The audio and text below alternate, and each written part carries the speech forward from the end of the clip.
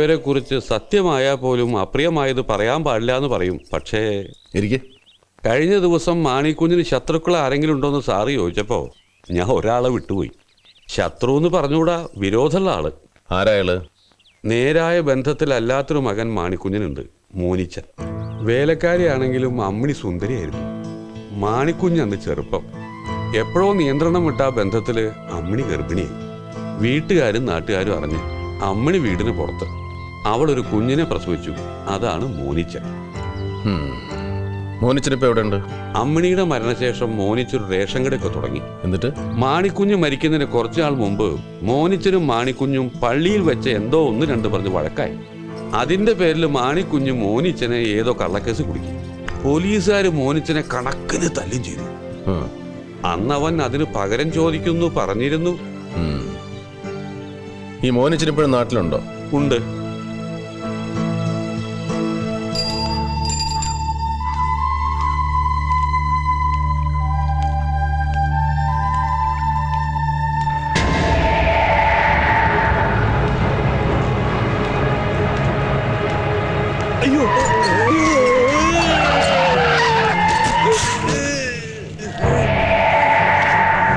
എന്താ അടിയോളി, പേടിച്ചോ? ആ ഈ ഭാഗത്തൊക്കെ ഒരു തെണ്ടൽ. ആ പട്ടരെ കണ്ടിട്ടുള്ള വരവാണല്ലേ? എന്തൊക്കെ ശ്രദ്ധിച്ചു അയാളുടെ മുന്നിൽ? രണ്ടെണ്ണം വിട്ടിട്ട് ഇനിയും കയറി വരും തന്റെ വീട്ടില്, അന്നത്തെ പോലെ അത്താഴ സമയത്ത്. പക്ഷേ നേരം പുലർന്നിട്ട് തിരിച്ചു പോരും, ചില്ലറ ജോലിയൊക്കെ കഴിഞ്ഞിട്ട്. എന്താ വരട്ടെ? വേണ്ട, വരണ്ട. ആ എങ്കിൽ പറ, അയാൾ എന്തൊക്കെ ചോദിച്ചു, താൻ എന്തൊക്കെ പറഞ്ഞു? പിന്നെ പറയണോ?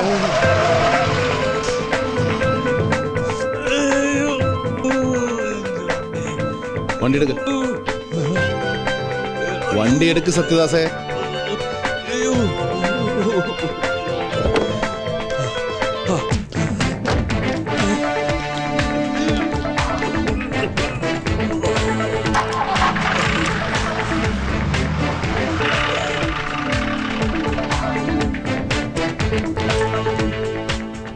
അടിയോടി, നേരെ ഇന്ന് റൂറൽ എസ് പി കാണണം. എന്നിട്ട് ഞാൻ തരുന്ന ഈ നമ്പറിൽ എന്നെ വിളിക്കാൻ പറയണം. ബാക്കി കാര്യങ്ങൾ ഞാൻ നേരിട്ട് സംസാരിച്ചോളാം. പേടിക്കണ്ട, ഇനി ഒരു പുഴു പോലും ആ മുറ്റത്ത് കയറില്ല. അടിയോടിയോടൊരു വാക്ക് സംസാരിക്കാൻ ധൈര്യപ്പെടില്ല. ഞാനല്ലേ പറയുന്നേ, ധൈര്യമായിട്ട് പൊക്കോളൂ. പൊക്കോളൂ.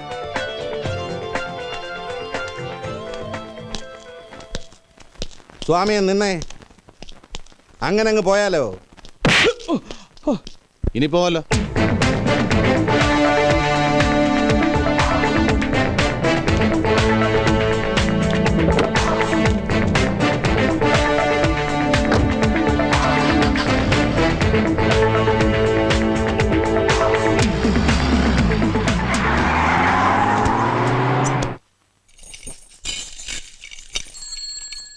മോനിച്ച, മണ്ണെണ്ണ എന്ന് വരും?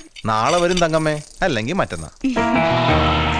മോനിച്ച, ഒരു 15 രൂപ കുറവുണ്ട്. ആ തങ്കമ്മേ, ഇത് തന്നെയാണല്ലോ സ്ഥിരം പല്ലവി. കഴിഞ്ഞ ആഴ്ചയും ബാക്കി വെച്ചു കേട്ടോ. തരാം മോനിച്ച.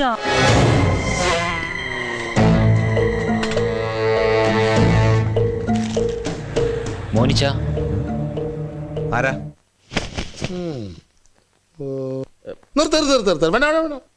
ഒന്നുകൂടി ശരിക്കള. എത്രാമത്തെ പ്രാവശ്യത്തെ അളപ്പീരാ തന്റെ ഒടുക്കത്തെ അളപ്പിക്കല്? എന്റെ ഒടുക്കത്തെ അളപ്പല്ല, നിന്റെ അവസാനത്തെ അളപ്പാ. നിന്റെ മുതലാളി ഉണ്ടല്ലോ ടൈലർ മണി, അവനെ കൊണ്ടുവരും ഞാൻ അളപ്പിക്കും. ടൈലർ മണിയുടെ കടയല്ലേ ഇത്? അതെ. ആരാ മനസ്സിലായില്ല? അതൊക്കെ പറയാം. മണി എവിടെ ഉണ്ടാവും? ഓണക്കാലമല്ലേ, പല പരിപാടികളുണ്ട് മൂപ്പർക്ക്. കൃത്യം പറയാൻ പറ്റില്ല. ചിലപ്പോ പുതിയ ഷോറൂമിന്റെ പണി നടക്കുന്നുണ്ട്, അവിടെ ഉണ്ടാവും. എവിടെയാണ് ഈ പുതിയ ഷോറൂം? കുറച്ച് മുന്നോട്ട് പോയാൽ മതി, ഇടതുവശം. കള്ളാ കർത്താവേ, ചെകുത്താൻ! മുതലാളി വന്ന ആരും ഒന്നും പറയണം. കള്ളൻ! കള്ളനോ? വെറും കള്ളനല്ല, പഠിച്ച കള്ളൻ. സൂക്ഷിച്ചോ, നിന്റെ മുതലാളി ഉണ്ടല്ലോ മണി, അതിനെ വരെ അടിച്ചോണ്ട് പോകാൻ. മത്തായി കാശവിടെ? കാശോ? ഇത് ലോട്ടറി ടിക്കറ്റ് അല്ലേ? എടാ ലോട്ടറി തന്നെയാണ് കാശ്. എടാ അത് ഗുജറാത്ത് സർക്കാരിന്റെ 50 ലക്ഷത്തിന്റെ ലോട്ടറിയാണ്. നാളെ നാളെ നാളെ കേട്ടോ, ഇതടിച്ചാലുണ്ടല്ലോ നീ മുതലാളി, മുതലാളി നിന്റെ തൊഴിലാളി.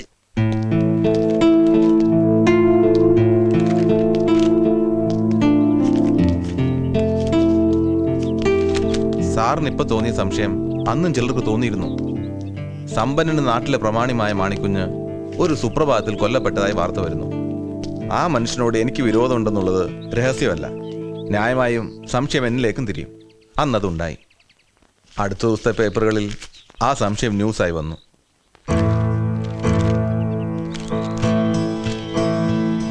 അന്നെന്തോ തോന്നി ഇതൊക്കെ ഞാൻ സൂക്ഷിച്ചതാ. അന്ന് ക്രൈംബ്രാഞ്ചോ CBIയോ ഈ വിഷയത്തെക്കുറിച്ച് നിങ്ങളോടൊന്നും ചോദിച്ചില്ലേ? അന്ന് ക്രൈംബ്രാഞ്ച് നേരിട്ട് ചോദിക്കാതെ നാട്ടുകാരോട് എന്നെ കുറിച്ച് ചോദിച്ചായി പലരും പറഞ്ഞു. തുടർന്ന് കള്ളനെ കെട്ടിയതുകൊണ്ടാവാം. പിന്നെ ആരെയും കണ്ടില്ല. അന്ന് പേപ്പറിൽ വന്ന ന്യൂസിനും സാർ ഇപ്പൊ ചോദിച്ച ചോദ്യങ്ങൾക്കും എനിക്കൊരു ഉത്തരവുള്ളൂ.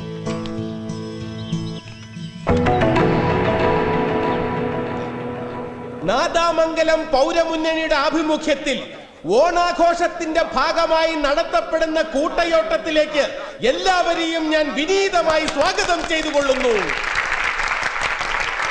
കൈയടിക്ക് നന്ദി. സ്നേഹമുള്ള നാട്ടുകാരെ, സുഹൃത്തുക്കളെ, ഈ കൂട്ടയോട്ടത്തിൽ ഒന്നാമനില്ല, രണ്ടാമനില്ല, ഒടുവിലെത്തുന്നവനില്ല. പങ്കെടുക്കുന്ന എല്ലാവരും വിജയികൾ, എല്ലാവർക്കും പ്രോത്സാഹന സമ്മാനങ്ങൾ. സുഹൃത്തുക്കളെ, കൂട്ടയോട്ടം ആരംഭിക്കാൻ പോവുകയാണ്. Get ready.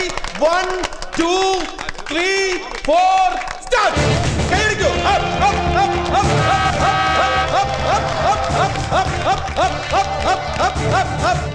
അതാ ടൈലർ മണി.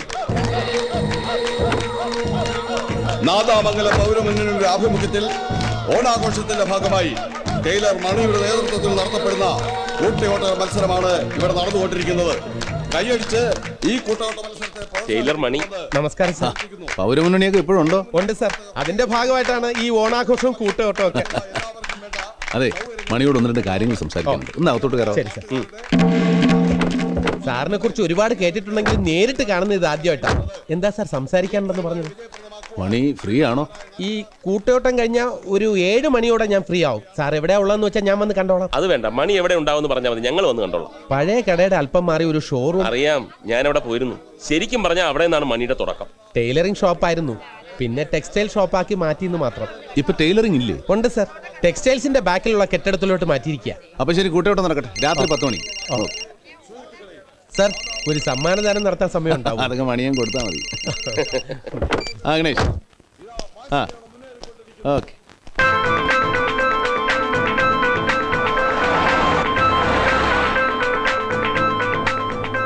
നിങ്ങളും മാണിക്കുഞ്ഞ് തമ്മിൽ പള്ളിയിൽ വെച്ച് വഴക്കുണ്ടായി. അതിനുശേഷം നിങ്ങളെ അയാളൊരു കള്ളക്കേസിൽ കുടുക്കി. ഓ സാർ, പോലീസുകാർ എന്നെ തല്ലി ചതച്ചു. അപ്പോ ന്യായമായിട്ടും നിങ്ങൾക്ക് അയാളോട് വൈരാഗ്യം ഉണ്ടായി? ഉണ്ടായിരുന്നു സാർ.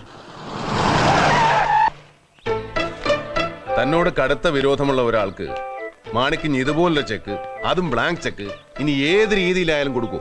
വിശ്വസിക്കാൻ ബുദ്ധിമുട്ടുണ്ട്, അതാ ചോദിക്കുന്നത്. ഇതൊരു കുറ്റബോധത്തിൽ നിന്നുണ്ടായ പരിഹാരമാണ് സാർ. അദ്ദേഹത്തിന്റെ കുടുംബം മുഴുവൻ ഒരു ആക്സിഡന്റിൽപ്പെട്ട് ഒരുപക്ഷെ അതെന്റെ അമ്മയുടെ ശാപമാണെന്ന് തോന്നലിന്റെ പ്രായച്ചിത്തമായിരിക്കാം.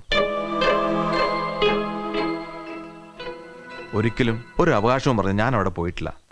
അദ്ദേഹം ആളെ വിട്ട് പല പ്രാവശ്യം നിർബന്ധിച്ചുകൊണ്ടാണ് ഞാൻ അന്ന് പോയത് തന്നെ. സംഭവിച്ചതെല്ലാം മറക്കണം, പൊറുക്കണം. ഞാൻ ഇവിടെയുള്ളതെല്ലാം വിറ്റുപിറക്കി ഊട്ടിയിലോ മറ്റോ സെറ്റിൽ ചെയ്യാൻ പോവുകയാണ്. അതിനു മുമ്പ് ഒരു കടമ തീർക്കാനുണ്ടെന്ന് പറഞ്ഞിട്ടാ ഇഷ്ടമുള്ള തുക എഴുതിയെടുത്തോളാൻ പറഞ്ഞ് ഈ ബ്ലാങ്ക് ചെക്ക് എന്നെ ഏൽപ്പിച്ചത്. എന്നിട്ടെന്താ പിന്നെ ഈ ചെക്ക് ഉപയോഗിക്കായിരുന്നത്? നിർബന്ധിച്ചതുകൊണ്ടാ ഞാനത് വാങ്ങിയത്. പിന്നെ എന്തോ ഒരു അഭിമാനക്കുറവ് തോന്നി വേണ്ടാന്ന് വെച്ചു. മോനിച്ചന്റെ കല്യാണം കഴിഞ്ഞോ? കഴിഞ്ഞു. ഒരു കുഞ്ഞുണ്ട്. പക്ഷേ അവരിപ്പോ അവരുടെ വീട്ടിലാ. എന്താ അപ്പോഴേക്കും ഡൈവേഴ്സ് ആയോ? അതല്ല സാർ, ഒരാഴ്ച നിൽക്കാൻ പോയതാ. മാണിക്കുഞ്ഞിന്റെ സ്വത്തുക്കൾ മുഴുവൻ വാങ്ങിച്ചത് പാർട്ട്നേഴ്സ് ആണല്ലോ. അതിൽ പലർക്കും അഭിപ്രായ വ്യത്യാസമുണ്ട്. മോനിച്ചനോ? അന്ന് മാണിക്കുഞ്ഞെന്നെ വീട്ടിലേക്ക് വിളിപ്പിച്ച ദിവസം ഈ സ്വത്ത് വിൽപ്പനെ കുറിച്ചുള്ള സംസാരം അവിടെ നടക്കുന്നുണ്ടായിരുന്നു. സ്വത്തുക്കൾ മുഴുവൻ വാങ്ങാൻ പാർട്ട്നേഴ്സിന് താല്പര്യമുണ്ട്. പക്ഷേ മാണിക്കുഞ്ഞിന് അവർ പറഞ്ഞ വില തീരെ പോരാ. തുടർന്ന് ഞാനുമായി സംസാരിച്ചപ്പോൾ സ്വത്തുക്കൾ അവർക്ക് വിൽക്കുന്നില്ലെന്നും പറഞ്ഞു. പക്ഷേ ഇപ്പൊ സ്വത്തൊക്കെ അവരുടെ കയ്യിലായി. അന്നത്തെ ചർച്ചയിൽ എല്ലാ പാർട്ട്നേഴ്സും പങ്കെടുത്തിരുന്നു? പാർട്ട്നേഴ്സ് ആരും ഉണ്ടായിരുന്നില്ല സാർ. പിന്നെ അവരുടെ മധ്യസ്ഥനായി ബാഹുലേന ഉണ്ടായിരുന്നത്. ആരായി ബാഹുലേൻ? ബാഹുലേന അവരുടെ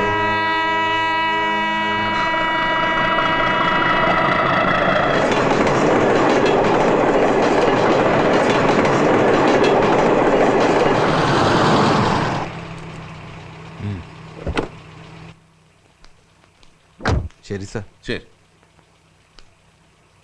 ധാരാളം സ്വത്തുക്കളുള്ള മാണിക്കുഞ്ഞ്, അനുഭവിക്കാൻ ആകെ ബാക്കി വിധവയായ ഒരു മരുമകൾ മാത്രം. പിന്നെ ഉള്ളതാ ഇല്ലീഗലാണെങ്കിലും സ്വന്തം രക്തത്തിൽ പറഞ്ഞ ഈ മകൻ.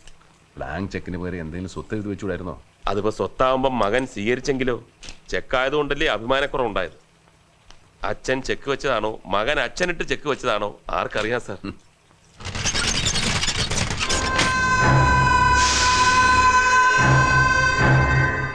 മാണിക്കുഞ്ഞിന്റെ പാർട്ട്നേഴ്സിനെ കുറിച്ച് അടിയോടിയും മോനിച്ചനും പറഞ്ഞ സംശയങ്ങൾ ഞങ്ങളിൽ ചിലർക്കും ഉണ്ടായിരുന്നു. അതുതന്നെയാണ് ഈ പൗരമുന്നണി ഉണ്ടാവാനുള്ള പ്രധാന കാരണം. മാണിക്കുഞ്ഞിന് മണിക്ക് നേരത്തെ പരിചയമുണ്ടോ? പരിചയം ഉണ്ടോന്നോ? നന്നായിട്ട് അറിയാം സാറേ. വെറും ടൈലർ ആയിരുന്ന ഈ മണി ഇന്ന് ആരെങ്കിലുമൊക്കെ ആയി തീർന്നിട്ടുണ്ടെങ്കിൽ അത് മാണിക്കുഞ്ഞ് സാറിന്റെ ആത്മാർത്ഥമായ സഹായം ഒന്നുകൊണ്ട് മാത്രമാണ്. ഒരു ബാഹുലേൻ അറിയോ? സാർ ഉദ്ദേശിക്കുന്നത് സബ് രജിസ്ട്രാർ ബാഹുലേനല്ലേ? ആ, ഈ മാണിക്കുഞ്ഞ് സാറിന്റെ പാർട്ട്നേഴ്സായ വർക്കിയുടെയും ഔസേപ്പച്ചന്റെയും സെറ്റിപ്പെട്ട ആള്. അതെ. ഈ സ്വത്തുക്കളുടെ കാര്യത്തിൽ സംശയമുണ്ടാകാൻ തന്നെ കാരണം ആ സബ് രജിസ്ട്രാർ ബാഹുലേനാണ്. അപ്പോൾ ആളത്ര യോഗ്യനല്ല. മണിക്ക് ഇപ്പോഴും അവരെയൊക്കെ സംശയമുണ്ടോ? എല്ലാം കഴിഞ്ഞിട്ട് വർഷങ്ങളായില്ലേ, ഇനി സംശയം ഉണ്ടായിട്ട് എന്ത് കാര്യം സാർ? ഈ ഡോക്ടർ വിജയലക്ഷ്മി അറിയോ? പോലീസ് സർജൻ, അന്ന് പോസ്റ്റ്മോർട്ടം ചെയ്ത. കേട്ടിട്ടുണ്ട്. അന്ന് പോസ്റ്റ്മോർട്ടം ചെയ്ത സമയത്ത് കണ്ടു എന്നല്ലാതെ അവരുമായിട്ട് നേരിട്ട് പരിചയമില്ല. മോനിച്ചനെയോ? അറിയാം. ആ ഒരു കാര്യത്തിൽ എനിക്ക് മാണിക്കുഞ്ഞ് സാറുമായിട്ട് അഭിപ്രായ വ്യത്യാസമുണ്ട്. അപ്പൊ ശരി മണി, അടിച്ചു കിട്ടിയോ? കിട്ടി സാർ. ഒരു മിനിറ്റ്. ഇവിടെ പ്രൈവറ്റ് ബസ് സ്റ്റാൻഡിനടുത്ത് ഞാനൊരു ചെറിയ കട കൂടി തുടങ്ങുന്നുണ്ട്. അതിന്റെ ഇൻവിറ്റേഷനാ. ഐശ്വര്യമായിട്ട് സാറിന് എന്നെ ആദ്യം ഇരിക്കട്ടെ. കവറില്ല, ക്ഷമിക്കണം. സാർ വന്ന് അനുഗ്രഹിക്കണേ സാർ. അനുഗ്രഹമൊക്കെ ഉണ്ടാവും, പക്ഷെ വരുന്ന കാര്യം സംശയം. ഞങ്ങൾക്ക് പല പരിമിതികളുണ്ട് മണി. വരട്ടെ.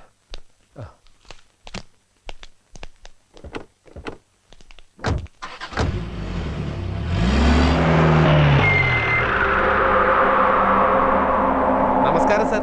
സാറിന് വീണ്ടും ഇങ്ങോട്ട് ട്രാൻസ്ഫർ ആയില്ലേ? ടൈലറിംഗ് ഷോപ്പൊക്കെ മാറ്റി ഷോറൂം ആക്കാൻ പോകുന്നല്ലേ? അതെ സാർ. അതിരിക്കട്ടെ, ആ പട്ടരെന്തിനാ ഇപ്പൊ തന്നെ കാണാൻ വന്നത്? അന്ന് സാറും ക്രൈംബ്രാഞ്ചും CBI ഒക്കെ ചോദിച്ച ചോദ്യം അവർ വീണ്ടും എന്നോട് ചോദിച്ചു. എന്താണ് പൗരമുന്നണി ഉണ്ടാക്കാൻ കാരണമെന്ന്. അന്ന് നിങ്ങളോടൊക്കെ പറഞ്ഞ അതേ മറുപടി തന്നെ ഞാൻ ഇപ്പോഴും പറഞ്ഞു. ആ കേസ് ഇനി എന്തന്വേഷിക്കാൻ ചോദിച്ചില്ലേ താൻ? CBI അല്ലേ? ഞാൻ ചോദിച്ച എന്തെങ്കിലും വിട്ടു പറയോ? അവരെന്തെങ്കിലും അന്വേഷിക്കട്ടെ എന്ന്. അതുപോട്ടെ, സാറിന് എന്താ ഒരു ടെൻഷൻ പോലെ?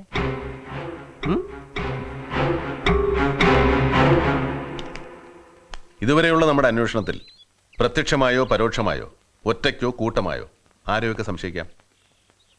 മാളിയേക്കൽ ഔസേപ്പച്ചൻ, കോളാടി വർക്കി, DYSP സത്യദാസ്, ബാഹുലയൻ, വേണമെങ്കിൽ മോനിച്ചൻ, പിന്നെ അടിയോടിയും. അത് ഇത്തിരി കൂടുതലായി പോയി. കൂടുതലൊന്നുമില്ല. വേണമെങ്കിൽ നമുക്ക് നമ്മളെ തന്നെ സംശയിക്കാം. പിന്നെ ആരുമില്ല സാർ. വീണ്ടും പ്രധാനപ്പെട്ട ഒരാളെ വിട്ടു. Doctor Vijayalakshmi, forensic surgeon. Yes, മറവി ഈ പണിക്ക് പറ്റിയതല്ല മോനെ.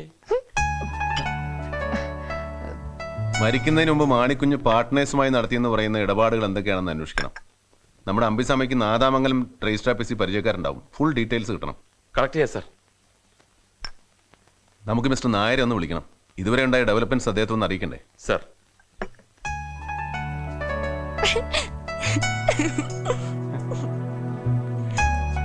എക്സ്ക്യൂസ് മീ,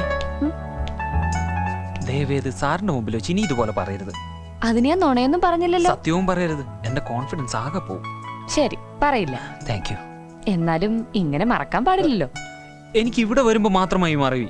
മറവി മാത്രല്ല, ഈ വിറയലും വിയർക്കലും ഒക്കെ ഇവിടെ വരുമ്പോ മാത്ര. നിങ്ങളെ കാരണം. സോറി, എനിക്ക് പേരറിയില്ല. ഇതുവരെയായിട്ടും അറിയില്ല? ഞാൻ ആരോടും ചോദിച്ചിട്ടില്ല. എന്റെ പേര് രചന. ഇനി ഞാൻ മറക്ക മാട്ടെ.